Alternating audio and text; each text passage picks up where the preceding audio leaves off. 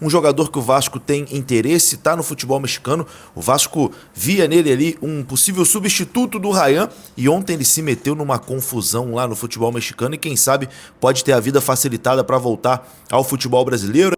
Você sabia que o Vasco era para estar no G4 da competição?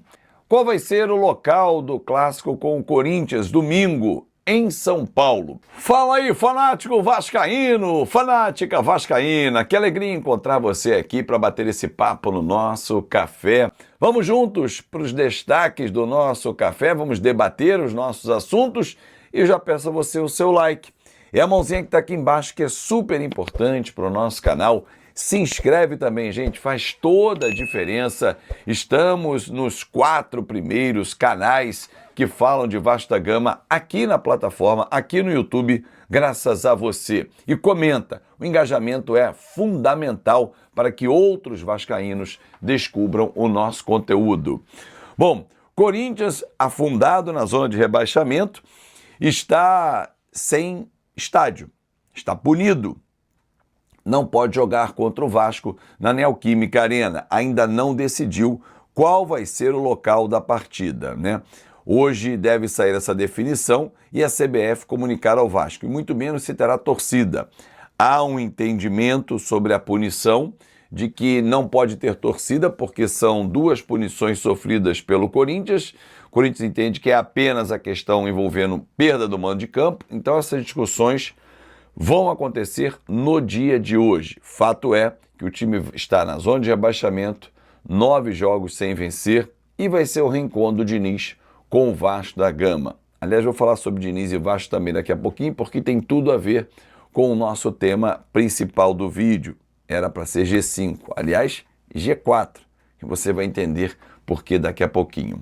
Vou trazer uma informação do México, né? Porque um jogador que o Vasco olha ali como um possível substituto do Ryan, né? O Vasco tentou essa contratação no final do ano passado, o Elinho do Toluca. Provavelmente você já ouviu falar algumas vezes nele no noticiário vascaíno, né? Um jogador que é desejo aí do Vasco da Gama. O Vasco vê nele um possível substituto do Ryan, é um nome que tá na mira do Vasco. E bom, ele se meteu numa confusão lá no futebol mexicano, meu amigo, deu soco na cara de jogador, enfim, uma confusão generalizada e provavelmente ele pode pegar um gancho lá no futebol mexicano, né? E isso pode, quem sabe, facilitar uma saída dele lá do futebol mexicano. Ele é um jogador que o Toluca gosta muito, né? Mas talvez, né, após essa confusão, o clima pode ficar um pouco esquisito lá e o Vasco pode ter o caminho facilitado aí para essa possível contratação na janela do meio do ano. Mas é claro que isso é só para o meio do ano, né?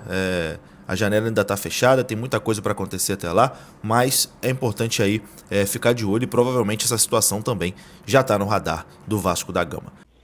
Quando eu falo que o Vasco era para ser G5, aliás, G4 até, no Campeonato Brasileiro, eu estou falando o seguinte: o Vasco hoje, com o Renato Gaúcho, tem um aproveitamento no Campeonato Brasileiro de 62,5% dos pontos disputados. Somente Palmeiras, Flamengo e Fluminense têm aproveitamento superior ao Vasco. Eu vou explicar isso para vocês. Com o Diniz, o Vasco fez 4 jogos, 12 pontos em disputa, conquistou apenas 1. Último colocado, chegou o Renato. 8 jogos disputados com o Renato. 4 vitórias, 3 empates e 4 derrotas. Então, a gente vai fazer uma conta. 4 vitórias, 12 pontos. 3 empates, mais 3, 15. Dos 16 pontos que o Vasco tem hoje, ocupando a 10ª colocação, o Vasco fez 15 com o Renato. Disputou 24. Uma regra de 3 simples. 24 corresponde a 100% dos pontos. Ele fez 15, corresponde a quanto? Na regra de 3 simples, 62,5. Com esse aproveitamento, 4º colocado. Se tivesse desde o início, aí é uma outra pontuação, uma outra conta que eu faço. Também uma regra de 3. 12 rodadas disputadas, 36 pontos para conquistar. 36 corresponde a 100, X corresponde a 62,5, que foi o que a gente descobriu. Esse aproveitamento daria ao Vasco em torno de 22, 23%, porque dá quebrado. Mas vamos pegar 22 pontos. Quem tem 22 pontos na tabela? O quarto colocado. Se o Renato estivesse desde o início e com esse aproveitamento, o nosso lugar seria quarto colocado. O Vasco tem time para ser quarto colocado no Campeonato Brasileiro? Não vejo. Mas eu estou falando de rendimento com aproveitamento. Imagina você, que dentro desse cenário que eu pintei, esquece o aproveitamento de 62,5% dos pontos disputados, né? E foram conquistados. Imagina se 16 pontos, com aquele início ridículo do Diniz, o Vasco tivesse vencido o Remo, porque ele estava vencendo, então bota mais 2 pontos. Tivesse vencido o Cruzeiro, porque virou. O Barros foi expulso. Mais 2 pontos. 4. Já estamos em 20. Tivesse vencido o Coritiba, estávamos com os 22 pontos que eu falei. E o aproveitamento subiria. Então não vou nem colocar na conta os pontos bobos que deixamos pelo caminho. O que eu trouxe para você, torcedor, para o nosso debate, para o nosso café, para a gente discutir aqui, e quero ler o seu comentário, é o aproveitamento do Renato, que é uma enorme discussão, o trabalho do Renato Gaúcho sempre, em campeonatos brasileiros, excetuando o ano de 2024 pelo Grêmio, sempre bate primeira página e parte alta na maioria das vezes. Até vice-campeão ele bateu com o Grêmio em 23. Mas em Copa o aproveitamento dele é horrível. Ele abriu mão totalmente da Sul-Americana. Duvido que abra mão da Copa do Brasil. De novo, repito para você fazer a conta.